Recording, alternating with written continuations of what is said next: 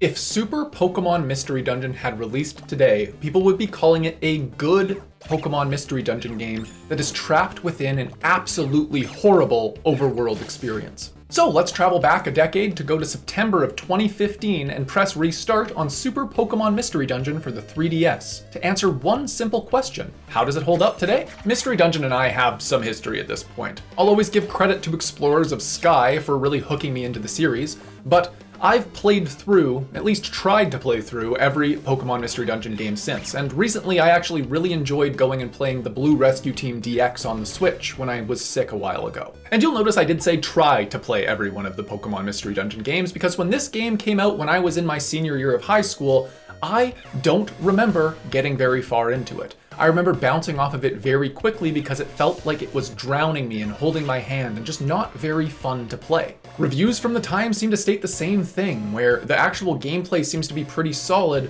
but it's just bogged down by a bunch of different tedious tasks. With that being said, despite all of the tedious stuff that's being cited, it reviewed okay. It has a 6.5 out of 10, so overall, I'm going in expecting a slog. I think that this game is going to be tedious, I think it's going to hold my hand, but my sister has been pestering me to play and finish this game for the past 10 years so that she can talk to me about the ending. At least I'll be able to clear that off my back. So I spent 17 hours playing through this game. What do we even do in it? And honestly, I can describe the loop as follows. The game can be neatly sorted into 30 to 45 minute chunks, and this is how you spend those chunks. First, you're going to wake up in town, where your character is going to do a little stretch, and then you have to tediously walk to the town square to prepare for your adventure. You then are going to check your gadget on the lower screen in order to clear out your friend requests, talk about missions, and organize your inventory for the task ahead. Of a 40-minute session, this takes about 5 to 8 minutes. It is no sizable task, and it is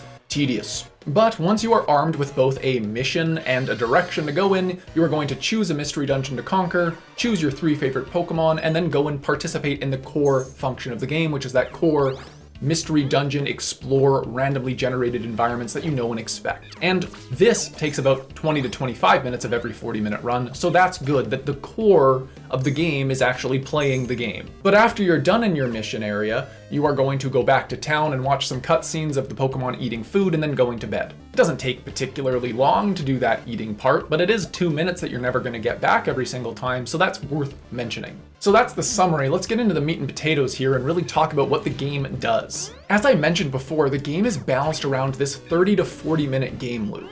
And overall, this is a really good amount of time for a 3DS game to have for a game loop. It means that you can pick it up, progress the game, get something done, and then put it back down. But when half of the game loop that you're spending your time with is chores and tedious actions, it's gotta lose a lot of points. And I'll say it again, the core gameplay of when you're actually in a mystery dungeon doing mystery dungeon things and participating in combat and swarming enemies and just in general exploring the different environments, I find that the game is really fun. Stuff like the swarming mechanic where you can use extra PP in order to just swarm a target, that's funny. It's a good progression. It's quite enjoyable to use. And something that I think the game should get some credit for is having a variety of different environments and Pokemon that you're fighting against. I had a grass and fire type as my core team, and even when I was fighting in the ground-based areas, I never found it to be overwhelming, and I never found that the ground-type Pokemon were a part of the entire game. It was balanced around the fact that you're going to be bringing in different people all the time,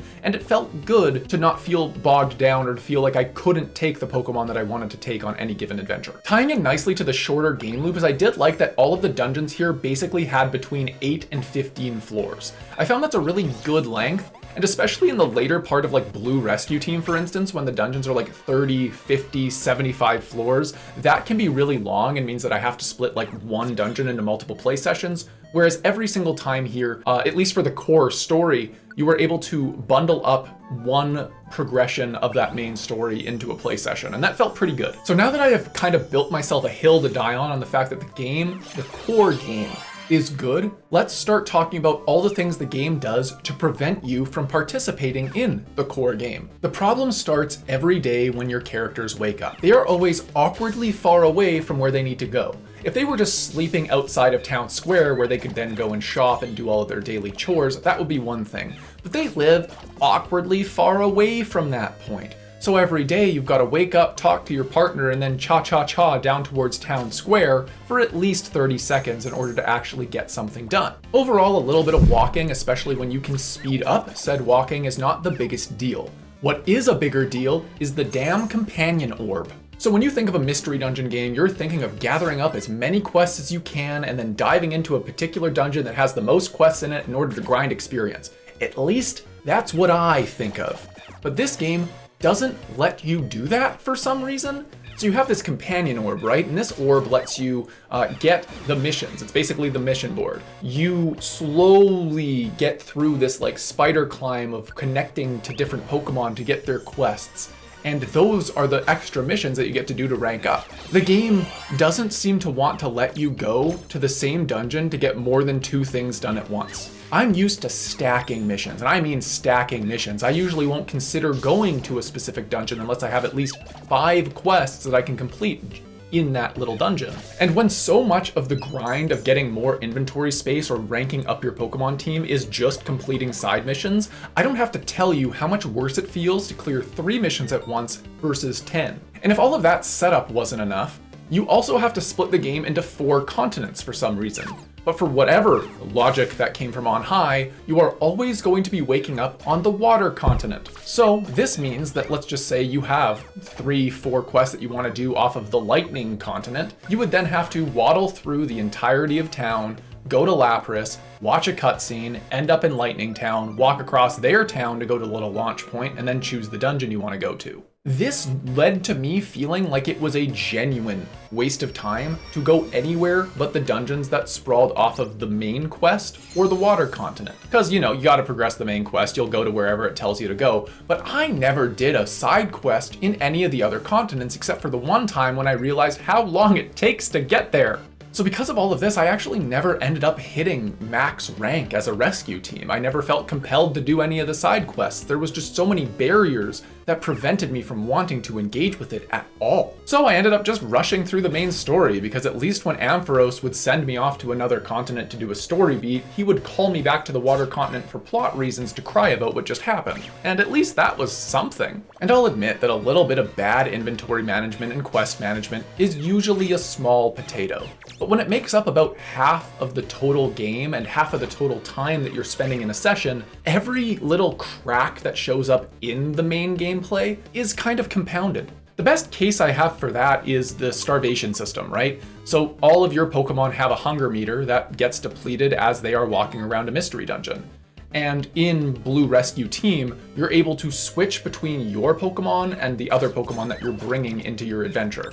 So that means that you have 3 stomachs to work with, and hunger is basically a non-issue even when you're exploring through 50-75 floors of stuff. Well, for whatever reason, you aren't able to switch between the Pokemon that you're bringing unless it's a side quest mission, and I've already talked at length about how much I didn't like doing those.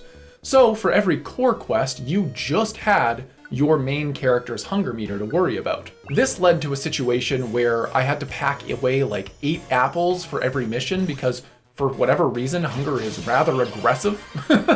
And it's also just like not fun.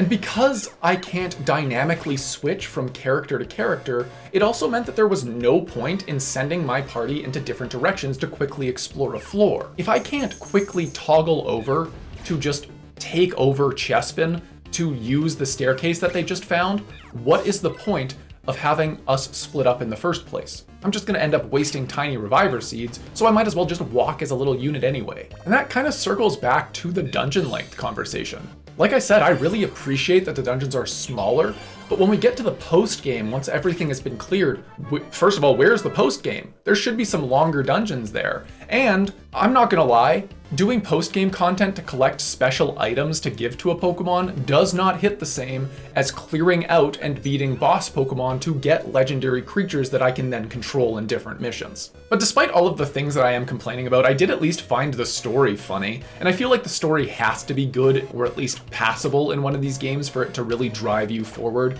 And at the very least, this game breaks traditional mystery dungeon formula. I found Nuzleaf great. He's very obviously suspicious and a bad guy, but the reveal is still funny and handled well. Then Yveltal is there and also just like kind of throwaway and funny. Like I found all of that stuff just entertaining. So like all of that was good. There's also the like transforming into your final evolution of it all that I think is both underused, but also just like a big question mark for me. So like you have this little scarf that in plot relevant moments transforms you into your final evolution. So you get all these mega stats and get to do a bunch of damage.